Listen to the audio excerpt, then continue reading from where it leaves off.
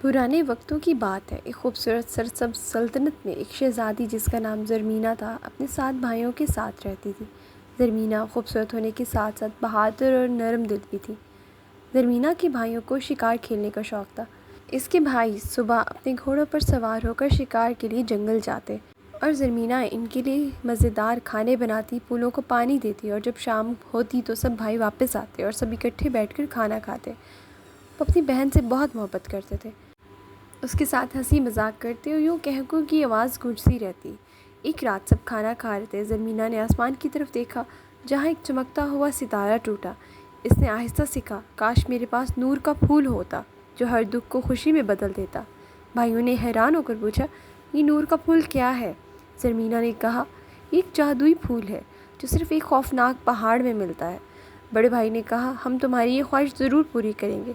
اگلی صبح ساتوں بھائی اس خطرناک سفر پر نکلنے کے لیے تیار ہو گئے۔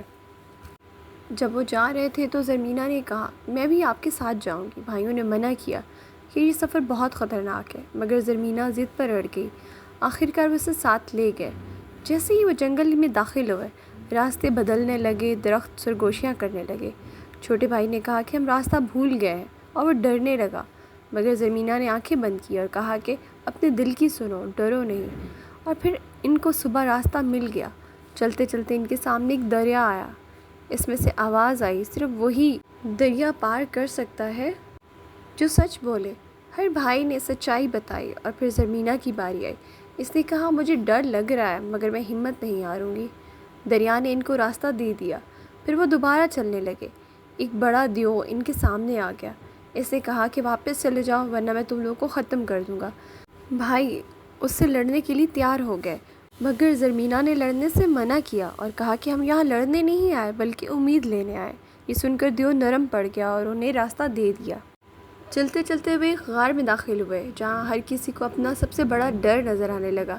جس چیز سے وہ خوفزدہ تھے وہ ان کے سامنے آنے لگی، مگر زرمینہ نے بھائیوں کا ہاتھ پکڑا اور کہا کہ ہم ساتھ ہیں تو کوئی ڈر نہیں۔ پھر روشنی پھیل گئی اور وہ وہاں سے نکل گئے۔